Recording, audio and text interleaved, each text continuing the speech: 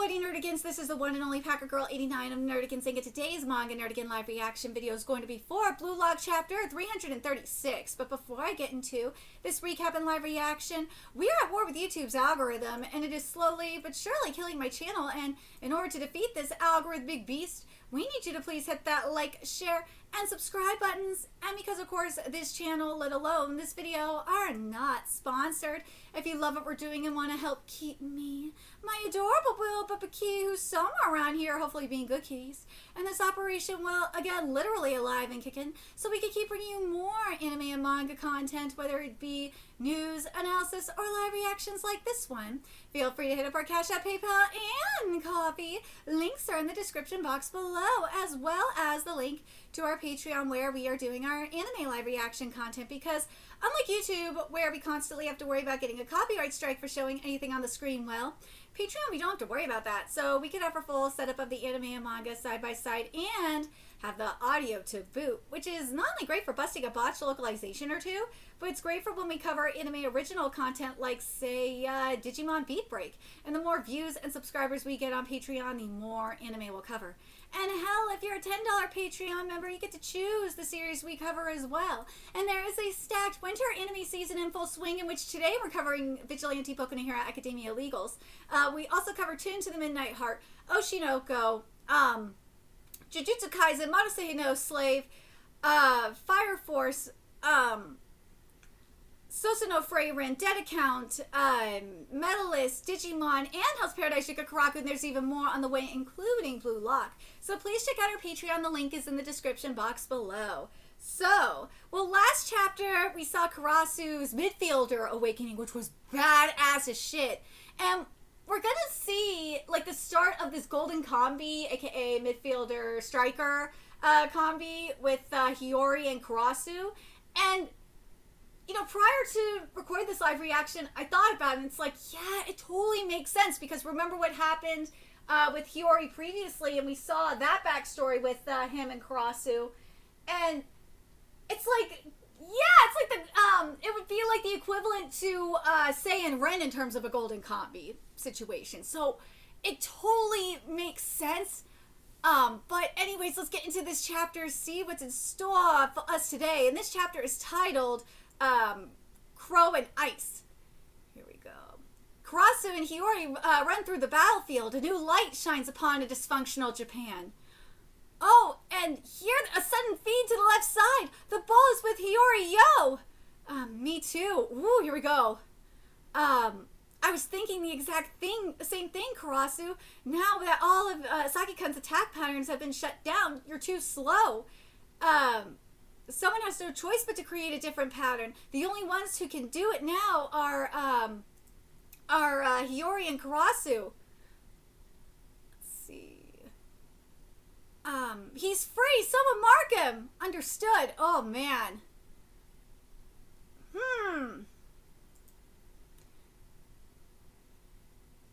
Maybe it's just the scans that I have. But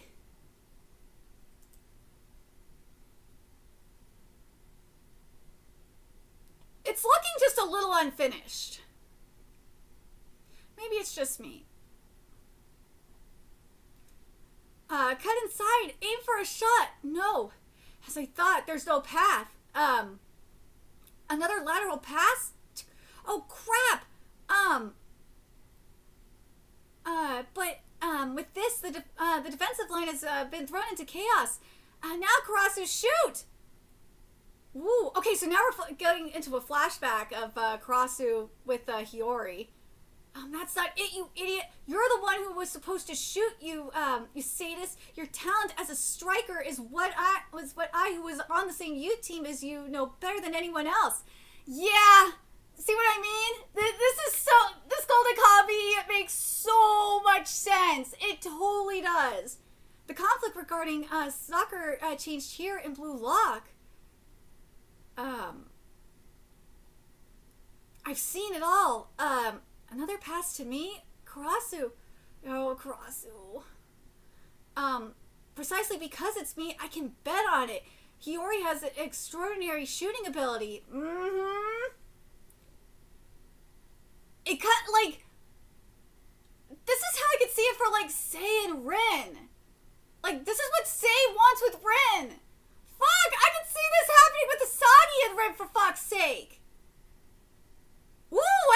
totally could, actually. I totally could. Fuck, this is what we see with Reo and Nagi. That's another great example of a golden combi. Well, one that actually exists is Reo and Nagi. Oh, I wonder if that's what we're gonna get in terms of midfielder. I wonder if Reo's gonna switch. That's a really good question. Do you guys think that if anyone's gonna switch next to midfielder,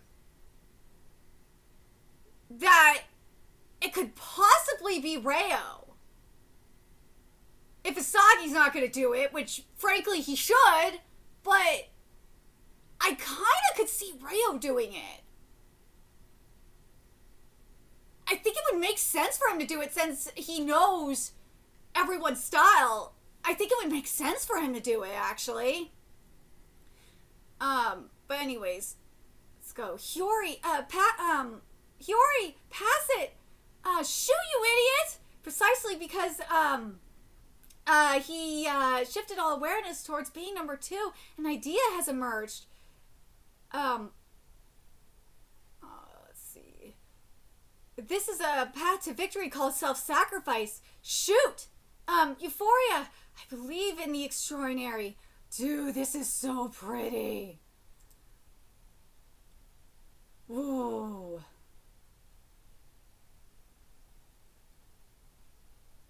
Here we go. Oh, here's the shot.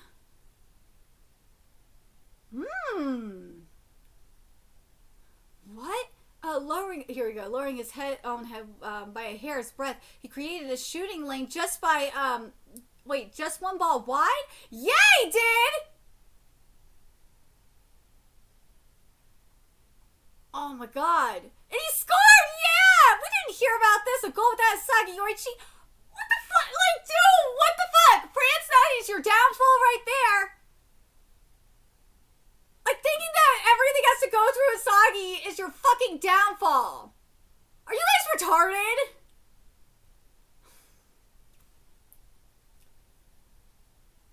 Seriously, fucking retarded, man. Goal!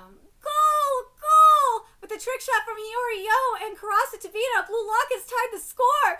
I love the look on Karasa's face. He's like, oh my god. Dude, he's so over it. He's like, see, or not so over it. He's like, see, I told you, mofo. You just have to trust me. Hell yeah! Sick Hiyori Karasa. Dude, what the fuck is this look on Bakura's face? We did it. We caught up. Now we're back to square one, but the way Karasa just played, it looked like a playstyle that completely threw away his own chance to score. Yeah, dude, that is called being a midfielder, which is what you should be switching to. Is that really okay as a way of fighting in Blue Lock? That's a great question, though, because it takes. Here's the thing with switching to. I mean, here's a great example of this. Look at Gagamaru. Blue Lock was all about becoming the best striker. Gagamaru threw all that shit away and became a fucking goalie. Look at all the players that have switched to defensive positions. They put their ego fucking aside and was like, dude, you know what? I realized that this position is not for me. Being a striker is not for me. Like, this position is fun and I like it. Like, that takes a lot. That really does take a lot.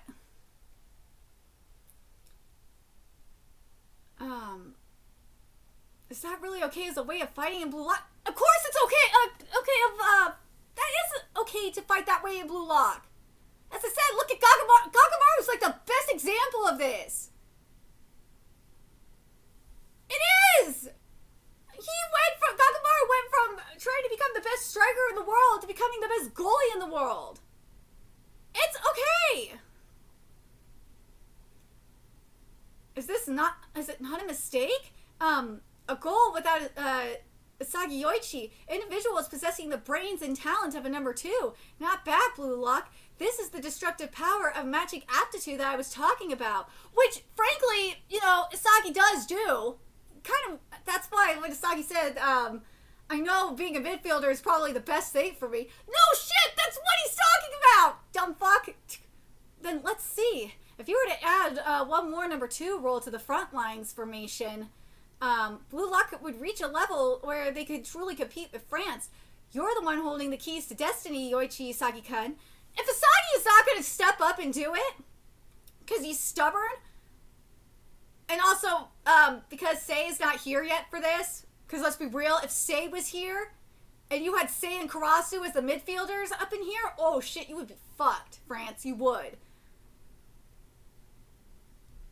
There's 2 other people that I could see stepping up as midfielder on the front lines. There is, there's Baro. Because, let's be real, Baro has already led a fucking team. So, Baro could technically do it. Or, the other one that I could see doing it is Reo. I really could see Reo stepping up to be a midfielder. In all honesty. Especially since, Reo knows the other team, the other players of Blue Lock, he knows their style. He knows their playing style. So it would work so well for Reo to be a midfielder. Fuck, you could make the argument that when he was playing with Shidao back in during the trials in Blue Lock, that he kind of was a midfielder to an extent. I really think that if anyone's going to be a midfielder, the second midfielder on the front lines, if Isagi ain't going to do it because he's stubborn, it's going to be, and this is, again, before Sei arrives, it's going to be either Baro or Reo. It's going to be one of those 2 in particular. But anyways, but Hugo is right. I agree with him in that regard. Let's see. Don't listen to him, Isagi. You're destined to devour the number 1 spot along with me. Bro, he's not going to do that!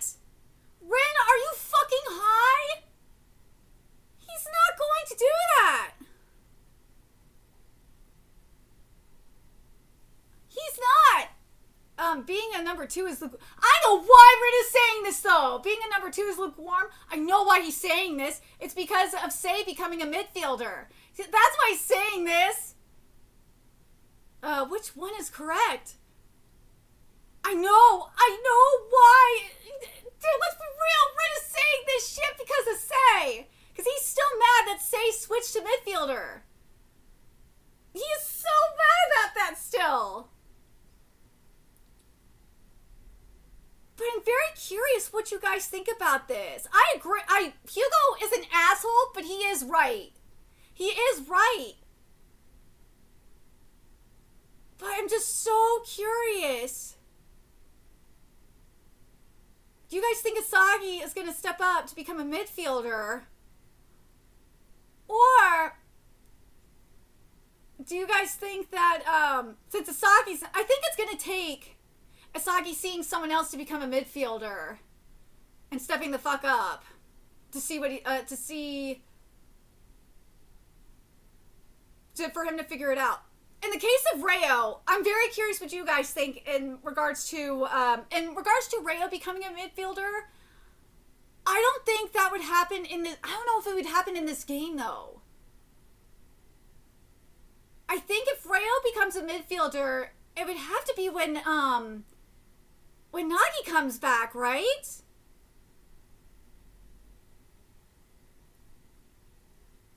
I don't know. That's an interesting thought. Do you guys think that Reo would become a midfielder when Nagi comes into play? I think to me that would make the most sense. But in regards to Isagi becoming a midfielder,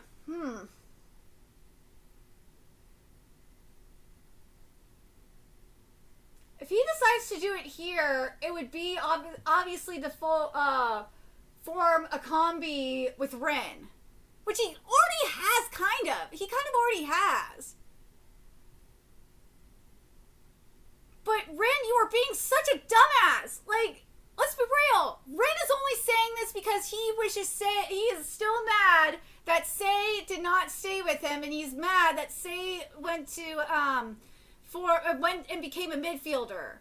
That's why he's pissed, and that's why he's saying this stupid shit. Because otherwise, Rin, reason why you're Rin, you cannot be this delusional. You know that Asagi is not physically able to do this. He's not physically able to devour the #1 spot. He can't do it. Well, let me know what you guys think in the comments. Now we're with Omri and Ego. We did it, Ego-san. It's the invention of an unknown attack pattern completed by Karase-kun and Hiyori-kun. With this, we could still stay in the fight. No. This is outside my calculations. This chemical reaction is not the phenomenon I desired. Huh? Ooh, what should I believe in? What is happening right now? What is happening in Blue Lock? Even as Hiyori's equalizing goal explodes, Asagi feels a sense of wrongness about the nature of the attack. Ooh, so Ego isn't happy about this. No. But this is very interesting, isn't it? It's like, I don't think Ego expected this to happen. That's why it's going to be very interesting to see this happen with Reo as well. Watch, it's going to happen with Reo and Nagi. It will. Watch it happen with Reo and Nagi. It will. But what he said here, this is outside my calculations. This chemical reaction is not the phenomenon I desired. He didn't desire this self-sacrifice kind of thing. He didn't desire it. But dude, that takes a lot. For what Karasu did, that takes a lot. That does.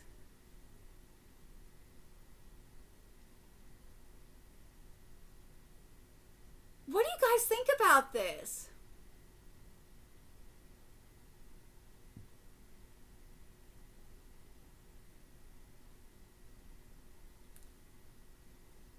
About this like, I think Ego is so calculative. I don't think he took I don't think he took the human element into account.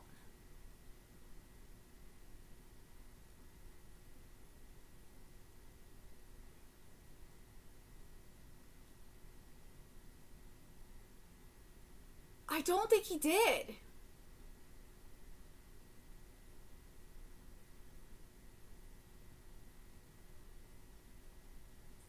Well, either that or he says this chemical reaction is not the phenomenon I desired. But what do you guys think about this? What do you guys think about this? What do you think about this self-sacrifice chemical phenomenon? He wanted like pure ego. And we didn't get, part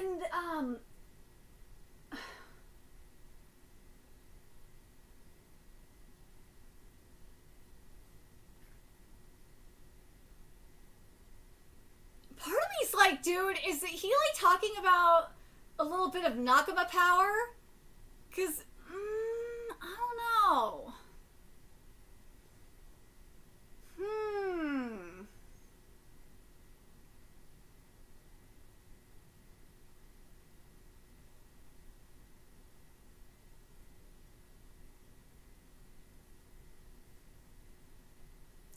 What do you guys think about that sense of wrongness? Because it was not pure ego?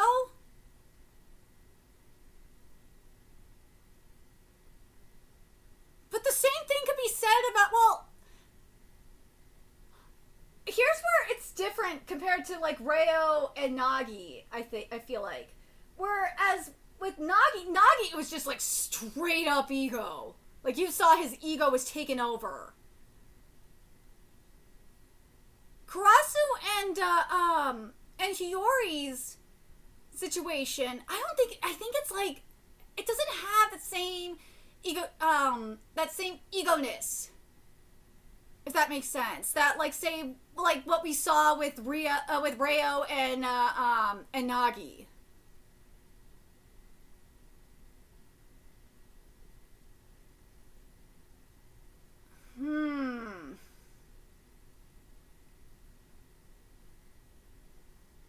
This is even though, keep in mind, Reo did sacrifice himself, technically. He did. He sacrificed himself in terms of, like, of getting goals himself, so and he propped Nagi up. It's similar to that in this regard. But Nagi was a lot more hungry for it. Whereas Hiyori doesn't seem as hungry as Nagi.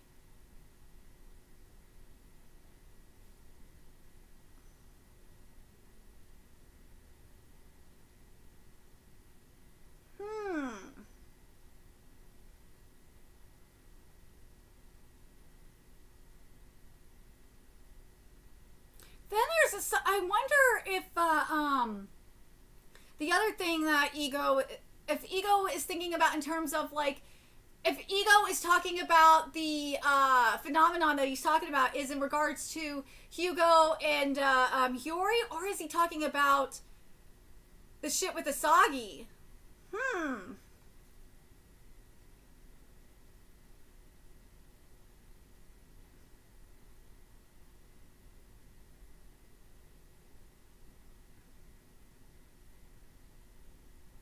Yeah, I think that's what it is.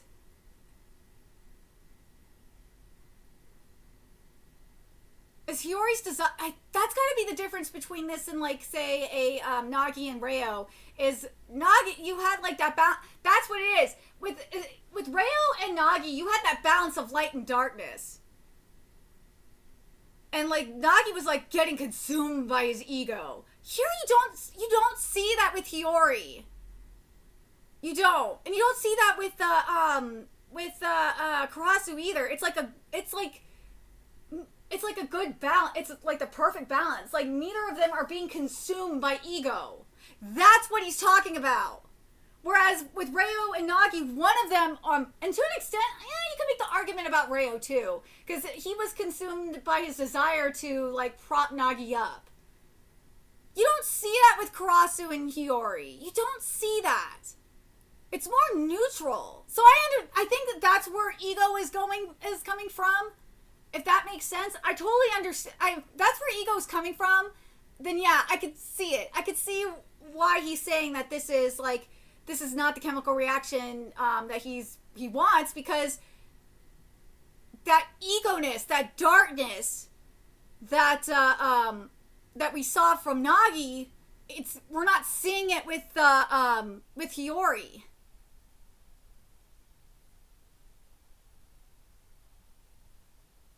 We're not seeing, and poor Asagi's like, what the fuck am I doing?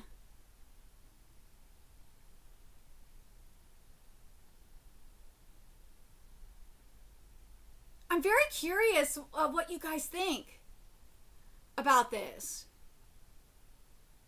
And fuck, you look at, and also it's questioning, now Asagi's questioning what the fuck he's doing. And also, like, Rin is like you don't have that same desire. Like, Nagi is so broken. Whereas, you should be, like, fueled by, like, oh, fuck, this, like, what we're seeing here should be, like, pushing Asagi more. Like, Asagi should be like, oh, yes, we got a new tool that I can use here. I could use this motherfucker to, like, boost my ego. So, yeah, I'm very curious what you guys think about this. What do you guys think that ego means by this? And especially in comparison to, say, like, a Rin and a Nagi, not Rin and Nagi, I'm sorry, compared to a Reo and Nagi situation. Because I feel like that's the best comparison. I just look at Hiyori and I compare Hiyori to Nagi, and fuck, you can make the argument that this is a reverse. Where, because actually Karasu's, ego was snuffed. Right, Kitty? Whereas Nagi's ego was boosted by Reo. Hiyori's ego was not boosted at all.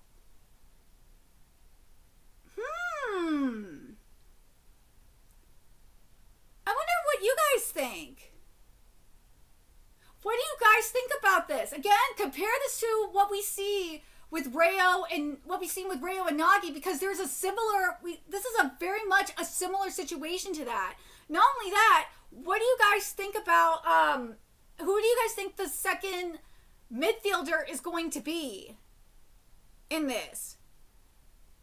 Part of me is like thinking it's going to be Reo. I don't think it's going to, if it's Reo, it's not going to happen here. It'll happen when Nagi shows up. Part of me is feeling like the only reason why Baro would not be a midfielder is like Baro would be like the Hyoga. Yeah, that's the better wording of it. Better comparison. Baro would be, if we're gonna make it like a Captain Tsubasa comparison, Baro would be like the Hyoga of the situation. Because Hyoga is still the goddamn king, but he's still a striker as well. So yeah, I think if anything, Baro will be like the Hyoga. So I don't know. I don't think Baro will be a midfielder. I think I could see Reo doing it, but I don't know about Baro. Baro's the one that's kind of like a question mark. But I'm very curious, who do you guys think is going to step up and be that second midfielder in all this? Do you guys think it's good? I don't think it's going to be Baro. Part of me's like thinking it could be, but I think it's going to be Reo. That's the one who I could see being it. But let me know your thoughts in the comment section below, what you guys think, and remember to like, comment, share, and subscribe to Nerdigans Inc. Love what we're doing and want to help keep this operation alive and kicking so we can keep bringing you more Blue Lock content. A few ways you could do that. Donate to our Cash App, PayPal, Patreon, Coffee. Purchase something off our Amazon wish list. All that's in the description box below. Also, make sure you follow us on Twitter, Twitch, Discord. Friend us on PlayStation Network. That's in the description box below as well. Till next time, Nerdigans, I will be seeing you later. Bye.